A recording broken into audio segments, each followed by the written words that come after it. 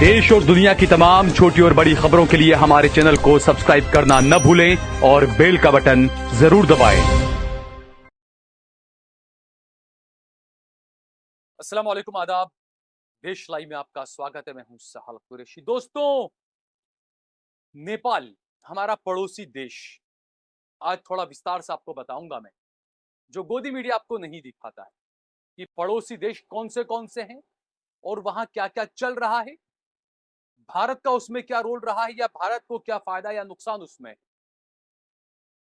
इसी तरह की ईमानदारी की जो पत्रकारिता होती है, उसके लिए हमें आपके सहयोग की, समर्थन की जरूरत है।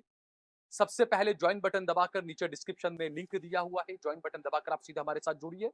हमने हमारा नंबर भी दिया हुआ है। ज्यादा से ज्यादा हमारा सहयोग करें, समर्थन करें। आज हम बात करेंगे नेपाल। नेपाल में जो कुछ हुआ, उसके जो हिंसा, जो प्रदर्शन, अब जनरेशन जेड, जैन जेड के नाम से हर जगह ये चलाया गया कि जैन जेड नाराज था भाई, क्योंकि इंटरनेट सेवाएं ठप कर दी गई थी। ये हमारे यहाँ का भारत का गोदी मीडिया चला रहा, लेकिन हकीकत ये नहीं है। जैन जेड या जनरेशन जेड वो इंटरनेट सेवाएं ठप किए जाने से सिर्फ नाराज नहीं थी, वो एक जनरेशन जेड जिसे कहा जा रहा है, जो युवा हैं, जो बेरोजगार युवा, वो अपनी बेरोजगारी को लेकर, वो अपनी महंगाई को लेकर प्रदर्शन कर रहे थे। और इंटरनेट जो बंद किया गया, उसकी वजह क्या है? उसकी वजह यह है कि जो सत्ता पक्ष में जो लोग बैठे हुए थे, जितने भी वहां के प्रधानमंत्री, गृह मंत्री, प्रधानमंत्री जो थे केपी ओली, उनके और उनके गृह मंत्री के, उनके विदेश मंत्रियों के, उनके वित्त मंत्रियों के, सबके परिवार के जो फोटोग्राफ्स थे, उनके जो बच्चे थे जो विदेशों में घूम रहे हैं, पढ़ रहे हैं या अय्याशी कर रहे हैं या जो भी, वो तमाम फोटो सोशल मीडिया पर वायरल होने लगे। उसी से घबराकर सरकार ने इंटरनेट सेवाएं बंद की और प्रदर्शन और ज्यादा उग्र हो गए। लेकिन जिससे हमारे यहाँ पर ना छोटा भाई, मोटा भाई और शाह साहब, हमारे यहाँ पर शाह साहब बड़े राजनीति का एक बड़ी जबरदस्त एक धुरी है वो।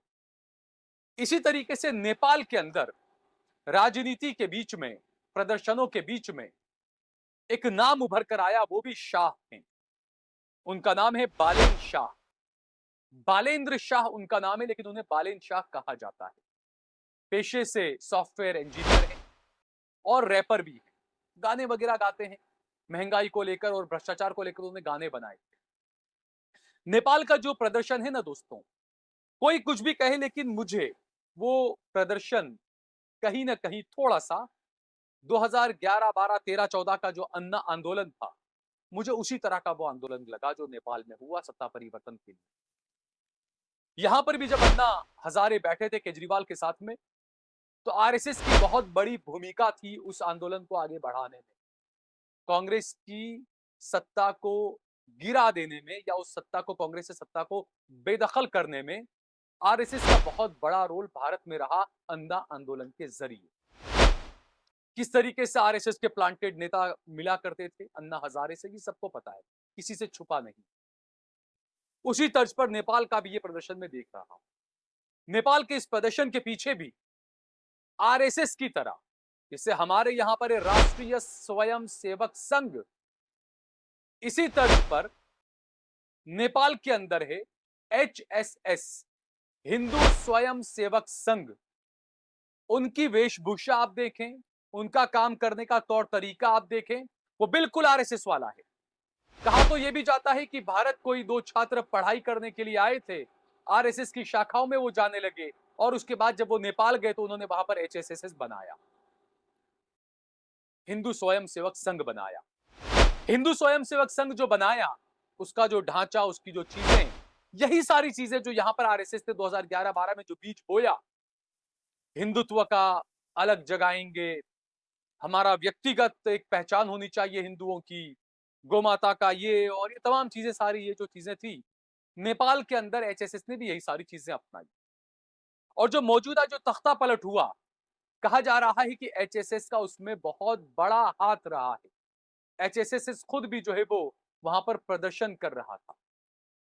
और चूंकि नेपाल के अंदर पहले हमने देखा 2008 से पहले संवैधानिक राजतंत्र हुआ करता था। 2008 में कोइराला सरकार वगैरह जो, क्योंकि वो तो प्रधान वहां के राजाओं में थे वो लोग, तो 2008 के अंदर तब्दीली आई और ये संवैधानिक लोकतंत्र और गणतांत्रिक देश बन गया नेपाल। और ये जो चीजें हुई उसमें उस वक्त से ही एचएसएस का बड़ा रोल रहा। 2008 में जो तख्ता पलट हुआ, जिस तरीके से जो राजतंत्र हट गया और लोकतंत्र और गणतांत्रिक देश बना जिस तरीके से नेपाल, उसमें भी एचएसएस की काफी भूमिका रही। और उसके बाद खासकर क्योंकि एचएसएस ने नेपाल में हिंदू राष्ट्र की स्थापना का एक नारा दिया और कहा हिंदू राष्ट्र बनाएंगे। अब हैरानी की बात तो यह कि जिस नेपाल में 95% 95% हिंदू हैं, वहां पर आप कह रहे हैं कि हम हिंदू राष्ट्र बनाएंगे। 5-6% वहां पर मुसलमान होंगे।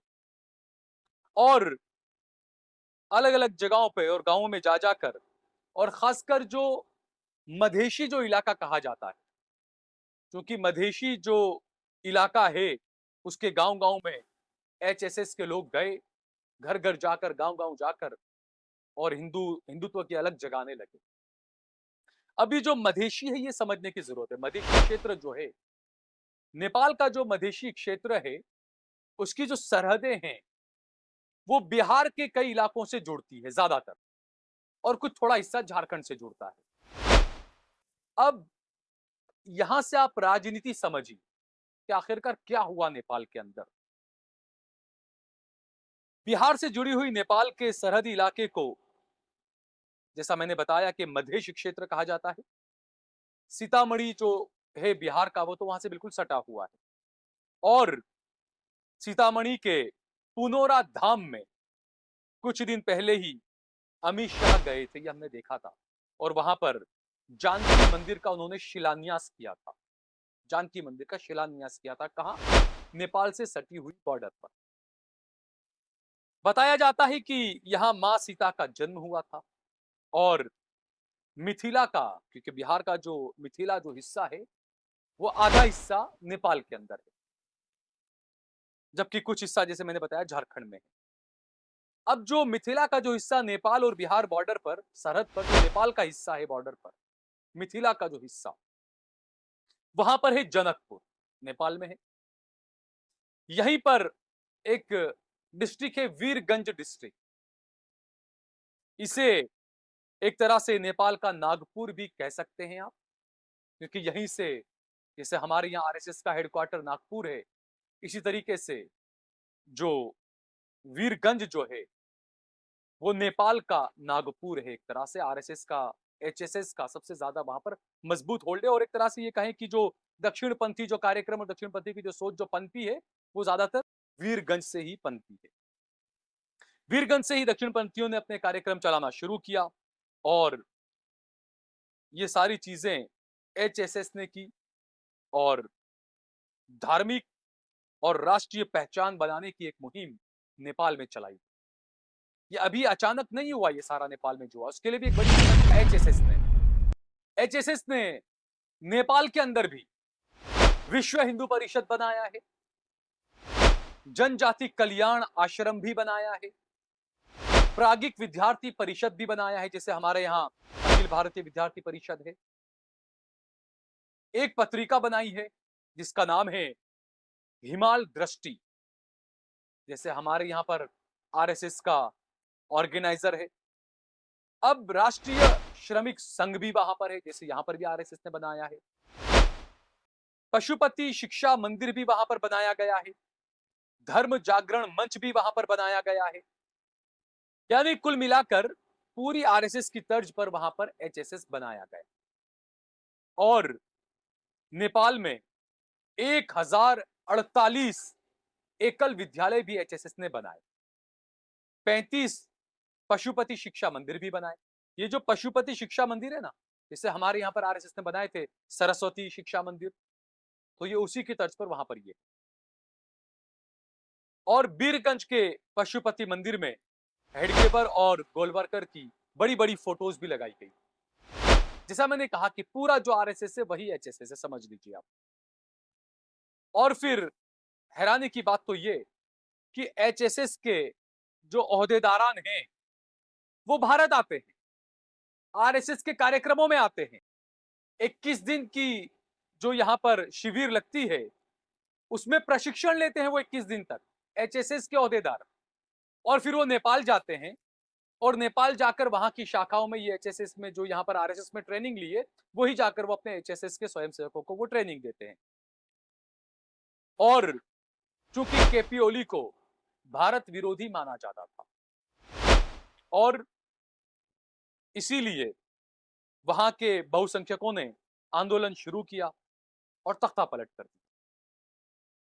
एक तरह से एचएसएस को अगर देश की निगाह से देखें तो भारत को, सरकार को फौरी तौर पर एक फायदा होता है कि हाँ चलो हमारा एक पड़ोसी हमारे साथ आया, लेकिन वो धर्म के नाम पर आ रहा है, आप उसको धर्म के नाम पर अपनी तरफ खींच रहे हो जो कभी भी पलट सकता है फिर।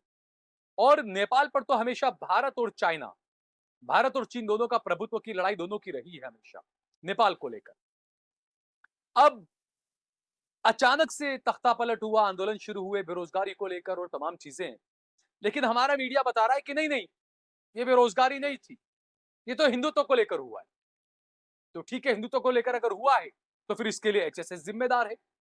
तो क्या एचएसएस आरएसएस की एक तरह से बंगीनी संस्था मानी जाए? क्या ऐसी संस्थाओं का काम यह है कि देश की सरकारों को गिराया जाए, हिलाया जाए और प्रधानमंत्रियों के साथ में इस तरीके से बुरा व्यवहार किया जाए? दोस्तों, नेपाल में मुस्लिम, मैंने जैसे बताया, सिर्फ 5-6% है, तो वहां तो हिंदू राष्ट्र बनाने का कोई झगड़ा हो ही नहीं सकता ना। और 2023 में रामनवमी जुलूस के दौरान दंगे भी हुए थे नेपाल के अंदर, नेपाल में भी दंगे हुए थे रामनवमी जुलूस के मौके पर। लेकिन दरअसल मुझे जो लगता है ये जो मामला है, ये जो दिखाया जा रहा है गोदी मीडिया की तरफ से वो नहीं, दरअसल ये मामला जातिवाद से जुड़ा हुआ है।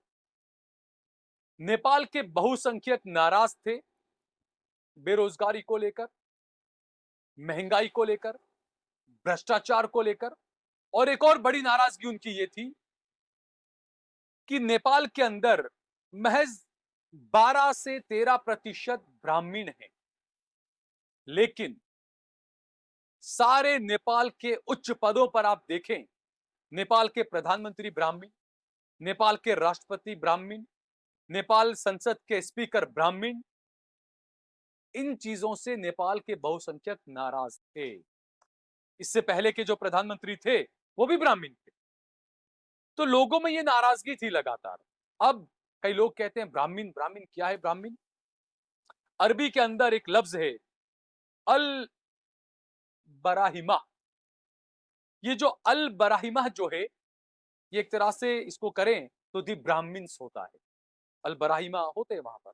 अल बराहिमा ये अरबी का एक अल्फाज, आप देखें अल बराहिमा से आप सर्च करें तो आपको बहुत कुछ पता चलेगा ब्राह्मणों के बारे में। अब ये जो पूरा मामला हुआ कि नेपाल के सेना प्रमुख, नेपाल के राष्ट्रपति, नेपाल के प्रधानमंत्री, नेपाल के संसद के स्पीकर, हर कोई ब्राह्मण था, तो लोगों में एक गुस्सा हुआ कि हमें नजरअंदाज क्यों जा रहा है, ये 12% सिर्फ ब्राह्मण है, ये लोग ही हर जगह पर क्यों बैठे हैं? हमारे यहाँ पर भी बताया जाता कि तीनों सेना के अध्यक्ष जो है वो ब्राह्मण बैठाए गए, वो तो अब हम क्या बताएं। नेपाल में ब्राह्मणों को बाहुन कहा जाता है, ब्राह्मण जो होते हैं उन्हें बाहुन कहा जाता है नेपाल में। और नेपाल में ब्राह्मणों की जो मैंने बताई जो संख्या है 12.2% है, और नेपाल में सबसे बड़ा जातीय समूह जिसे कहें तो वो क्षेत्रीय और राजपूत। क्षेत्रीय जो है वो तकरीबन 17% है नेपाल के अंदर। ब्राह्मण और क्षेत्रीय को नेपाल में खस आर्य कहा जाता है। आर्य, अब आर्य कौन थे, कहां से आए थे, ये मुझे कुछ बताना नहीं, आपको सब पता होगा। तो खस आर्य कहा जाता है ब्राह्मणों को और क्षत्रियों को। खस आर्य की आबादी अगर मिलाकर देखें तो नेपाल के अंदर 29%। नेपाल की संसद तो ये कहा जाता है कि खस आर्यों से ही भरी पड़ी, उन्हीं का कब्जा है वहां पर तो। और पीके ओली भी जो है वो ब्राह्मण है, पूर्व पीएम प्रचंड भी ब्राह्मण थे, यानी दूसरी जातियों के जो अधिकार थे उनको कुचला गया नेपाल के अंदर। इसीलिए आक्रोश बढ़ा जनता ने ब्राह्मण राज को खारिज करने का ऐलान किया और उस सब के पीछे एचएसएस का एक अलग रोल रहा सत्ता को उखाड़ फेंकने में। ये नेपाल के कुछ लोगों का कहना है, नेपाल के मीडिया का ये कहना है। 2018 में मोदी नेपाल के जनकपुर गए थे और वहां उन्होंने हिंदुत्व की राजनीति को बल दिया था। हिंदुत्व की राजनीति पर बहुत कुछ बोले थे वहां पर नरेंद्र मोदी। लेकिन यहां पर यह भी आप समझें कि भारत इस वक्त अपने किन पड़ोसी देशों के साथ में अच्छे व्यवहार में है, और गोदी मीडिया आपको नहीं बताएगा, मैं आपको बताऊं कि भारत के जो पड़ोसी देश है ना, उन्हें भी मोदी साहब ने बांट दिया। कैसे बांटा है बताऊं? भारत के 3 पड़ोसी देश नेपाल, म्यांमार, श्रीलंका, ये तीनों हिंदू और बौद्ध हैं। दूसरे 3 पड़ोसी देश आप देखें, पाकिस्तान, बांग्लादेश, मालदीव, ये 3 मुस्लिम देश। तो आप समझ सकते हैं कि जो हिंदू मुसलमान का जो नफरती जहर है, ये सिर्फ एक जगह पर नहीं फैला रहे, और भी कई जगहों पर जा जाकर ये जहर फैलाया जा रहा है। जैसा मैंने बताया 2018 में नरेंद्र मोदी गए थे। तो ये जो तमाम चीजें हैं, ये देश के लोगों को समझनी चाहिए। और जो लोग बताते हैं कि नेपाल में ये हुआ वो हुआ, उन हुक्मरानों को संभल जाना चाहिए कि बेरोजगारी को लेकर अगर भारत का युवा अगर सड़क पर उतर आया तो क्या होगा। नेपाल की तस्वीरें दिल दहला देने वाली। प्रधानमंत्री और कई मंत्रियों को हेलीकॉप्टर के जरिए भागना पड़ा। नेपाल के डिप्टी प्राइम मिनिस्टर को दौड़ा दौड़ा कर पीटा गया, उनका सर फाड़ दिया गया, एक मंत्री की पत्नी को जिंदा जला दिया गया। ये तमाम चीजें हुई नेपाल के अंदर। हमारे हुक्मरानों को भी सोचना चाहिए। और ये जो बाकी हिंदू मुसलमान की राजनीति है, ये कई और जगहों पर भी अब देशों को बर्बाद करने में लगी है। एचएसएस के बारे में कहा जाता है कि इंग्लैंड, ऑस्ट्रेलिया, कनाडा और भी कई जगहों पर ये अपने पग पसार रहे हैं, क्योंकि हमने देखा इंग्लैंड के अंदर भी दंगे हुए थे। तो ये तमाम चीजें धर्म के नाम पर नहीं होनी चाहिए। बाकी हम भारतीय हैं, हम चाहते हैं कि हमारे देश के रिश्ते सभी पड़ोसियों के साथ में अच्छे हों, बेहतर हों, और आतंकवाद को हम कभी बर्दाश्त नहीं करेंगे। लेकिन ये जो नेपाल में हो रहा है, उसे भी हम पनाह नहीं दे सकते, उसे भी हम समर्थन नहीं दे सकते। इस वीडियो को ज्यादा से ज्यादा शेयर करिए, कमेंट करिए, लाइक करिए। अगर आपने हमारा चैनल देश लाइव सब्सक्राइब न किया तो हमारे चैनल को जरूर सब्सक्राइब करिए। डिस्क्रिप्शन में लिंक दिया हुआ है, सीधे आप हमारे साथ जुड़ सकते हैं। जय भारत, जय हिंद।